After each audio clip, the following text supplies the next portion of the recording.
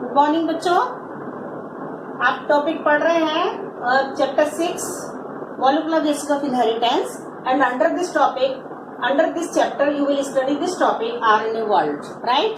RNA world, you remember here RNA was the first genetic material,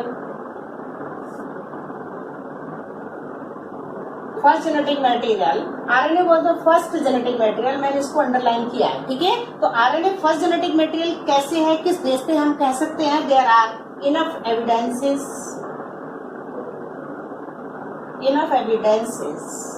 that suggest that RNA was the first genetic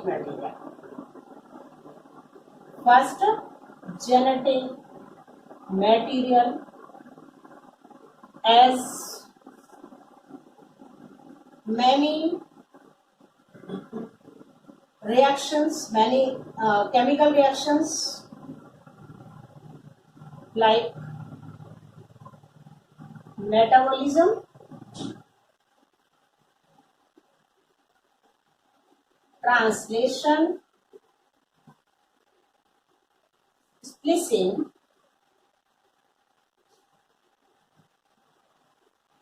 etc. move around the RNA, ठीक है। बहुत सारे reactions living body में, many chemical reaction like metabolism and around the RNA in living body, living organism। पहला फिर second, many biochemical reactions are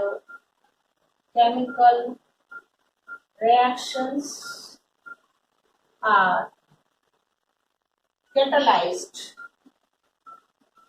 by RNA as a catalyst, not by enzymes and proteins, ठीक है। तो ये evidences हैं which shows that RNA was the first genetic material. After that DNA evolved from RNA. DNA किससे evolved हुआ? DNA evolved from RNA, ठीक है। And mutate. After evolution of this DNA from RNA, it evolved and mutate and formed a double-stranded DNA.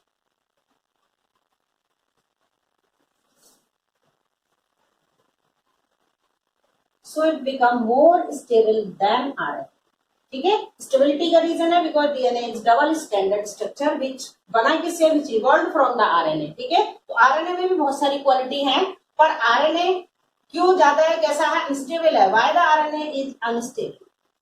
तो आप लिखोगे RNA unstable है, reason because it has second hydroxide group in every nucleotide of RNA, which makes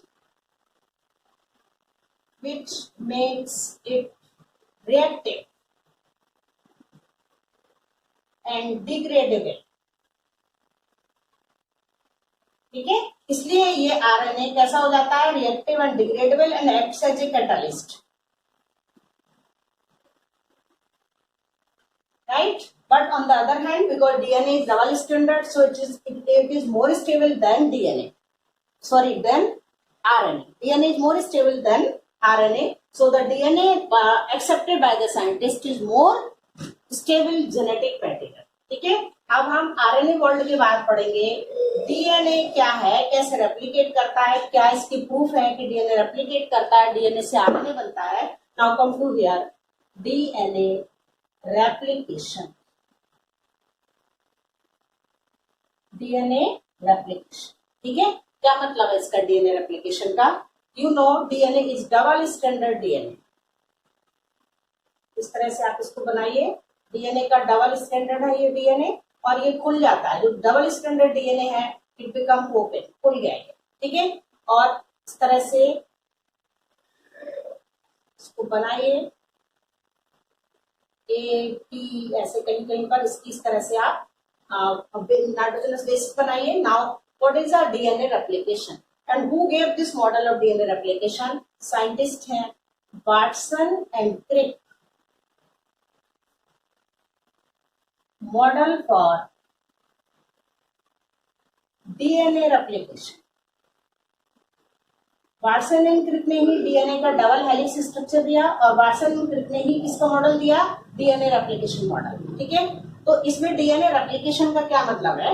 आपके को DNA means there are two strand of DNA, two strands of DNA. तो one each strand of DNA, each strand of DNA would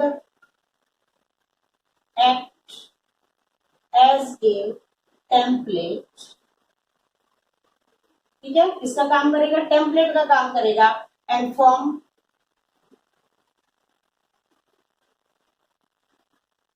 to strands of DNA, except the template and form two strands of DNA, right. खुल गया। और इसे खुलने के बाद यहाँ पर टी ए सी जी, ऐसे यहाँ पर टी सी जी कुछ भी आप लिखते चले जाइए like this, and then they will, यहाँ पर नया स्ट्रैंड डीएनए का जुड़ेगा।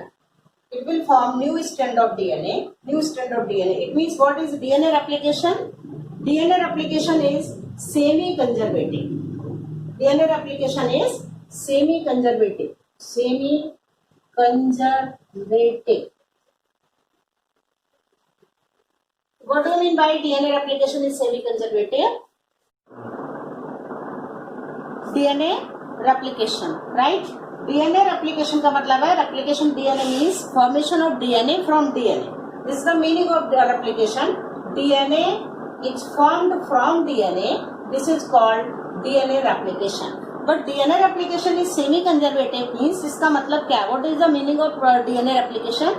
Is semi-conservative.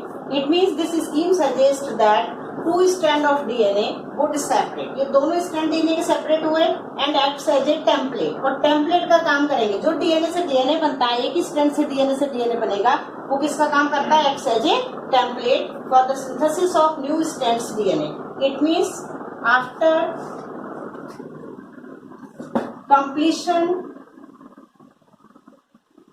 of one replication, after completion of one replication, one strand of DNA is parental and second strand is newly synthesized. ठीक है, after completion of one replication one strand of DNA is parental. ये देखिए, ये एक पुराना चला आ रहा है ये, और इससे जुड़कर एक नया बना हुआ है। ये दो स्ट्रैंड डीएनए के बन गए। It means newly strand DNA इसमें जुड़ा। इट मीन्स ये जो पेरेंटल है वो 50% और जो नया जुड़ा वो 50%। That's why the nature of the DNA replication is semi conservative. ठीक है, फिर से देखो, what is the meaning of DNA replication is semi conservative? Means if this scheme suggests that two strand of DNA separate हो गई है, इसमें से एक टेम्पलेट का काम करेगा और टेम्पलेट का जो ये सेपरेट हुआ उसमें एक नया जुड़ा, एक नया स्ट्रैंड जुड़ेगा। तो जो नया जुड़ा हुआ है वो नया है और एक पेरेंटल है, इसलिए ये कैसा हो गया? Semi conservative. मीन 50-50%। पेरेंटल हमेशा ही कंटिन्यू रहेगा from one generation to the next. So the this scheme of the DNA replication is called semi-conservative replication of DNA, and this DNA model was given by the Watson and Crick. Watson and Crick also give the double helical structure of DNA. Same way, Watson and Crick also gave Watson and Crick model for DNA replication. For DNA replication. ठीक है, अब इसको भी prove करना पड़ेगा कि जो Watson and Crick ने ये कहा कि DNA replicate semi conservatively, it was also proved by the scientist. Now next scientist came, इतने सारे साइंटिस्ट के नाम है, उन्होंने अपने अपने एक्सपेरिमेंट दिए, तो दो साइंटिस्ट फिर आए। हर्षे एंड चेस ने क्या प्रूव किया था? DNA genetic material not protein. Here second scientist, दो साइंटिस्ट और आए, Meselson and stall. Meselson Stall experiment to prove that DNA replicates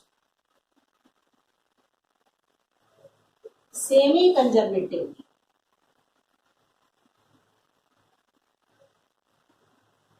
ठीक है, DNA replicate semi conservatively, it was proved by the scientist Meselson and stall experiment. ये भी experiment important है, या तो हर्षे चेस एक्सपेरिमेंट आता है या इन दोनों में से एक एक्सपेरिमेंट बोर्ड एग्जाम में आता है बच्चों। ठीक है, तो आप ये मान के चलो 99% दिस इज इंपॉर्टेंट क्वेश्चन। तो what is Meselson and stall experiment? Meselson and stall experiment के लिए आपकी बुक में एनसीईआरटी में डायग्राम दिया हुआ है। इन्होंने क्या किया? Same experiment they repeated on the bacteria E coli. ठीक है, कौन से बैक्टीरिया पे एक्सपेरिमेंट किया है इन्होंने? ई कोलाई बैक्टीरिया। और इसके लिए इन्होंने यहाँ आप डीएनए बनाओगे, डीएनए रेप्लिकेशन इस तरह से बनाएंगे। इस एक्सपेरिमेंट को भी किस पे किया गया है? On the bacteria E coli. यहाँ से आप बनाइए, यहाँ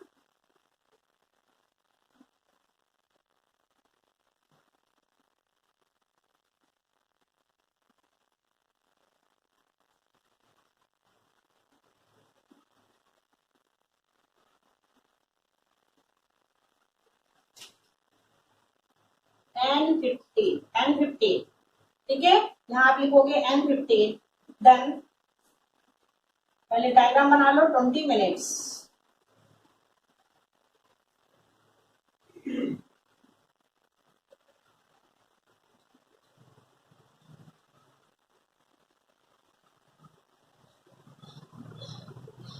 again 2 strands of DNA will be form, और यहाँ पर एक होगा 14N, 1 strand is 15N, 14N, 15N। ठीक है, आफ्टर 40 मिनट्स, 40 मिनट से आप इसकी लेबलिंग करेंगे और यहाँ बनाएंगे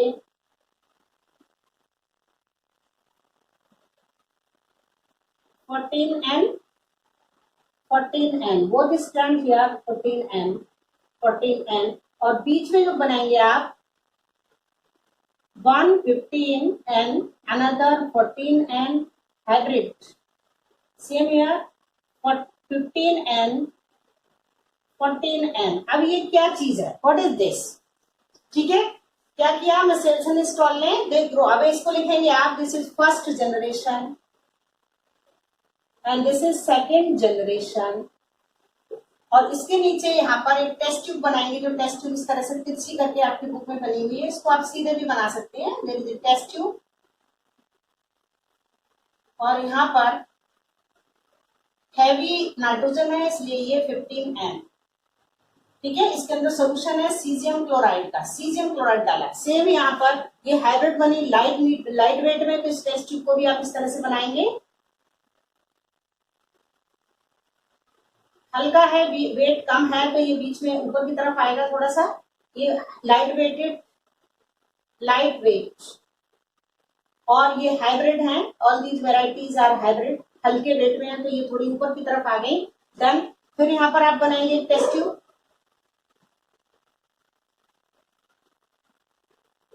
तो लाइट वेट बिल्कुल हल्का, जो 14 था वो बिल्कुल सेपरेट होगा, and still some hybrid varieties are obtained, hybrid. तो ये हो गया 14N, and here is the combination of 15N and 14N means hybrid। ये आप डायग्राम बनाएंगे। With the help of this diagram अब आपको एक्सप्लेन करना है कि डायग्राम क्या है। ठीक है, तो आप यहां से शुरू करिए। They grew E coli bacteria in N15 ammonium chloride, 15 ammonium chloride, one of the heavy isotope of nitrogen। ठीक है, आप यहां से करेंगे start. They grew the E coli bacteria in the medium in N15 ammonium chloride is the heavy isotope of nitrogen for several generation. Means इस E coli bacteria को 15 chloride means N15 को बहुत जनरेशन तक इसको मीडियम को मीन्स इसको खिलाते रहे, आप इस तरह से समझ लीजिए। They grow the E coli bacteria in the medium of N15 for several generation, then what will happen, this N15 will incorporate in each strand of DNA. इसका मतलब ये दोनों स्ट्रैंड डीएनए के 15 से जुड़ गए, ठीक है। अब हैवी नाइट्रोजन को हमने नॉर्मल डीएनए से सेपरेट करने के लिए, हैवी डीएनए को सेपरेट करने के लिए नॉर्मल डीएनए से इसको सीजियम क्लोराइड सॉल्यूशन में डाला है। क्या नाम है सॉल्यूशन का, सीजियम क्लोराइड।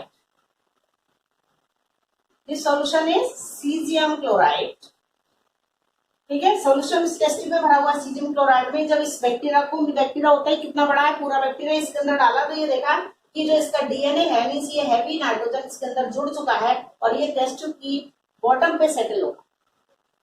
बात समझ में आ गई। क्या किया है, पहला they grew the E coli bacteria in N15 heavy nitrogen isotope for several generation. As a result, this N15 will incorporated or joined in two strand of DNA, right? And this should be checked whether it is joined or not by putting this bacteria in the solution of cesium chloride. This cesium chloride, based on the density, this heavy nitrogen will settle down on this test tube.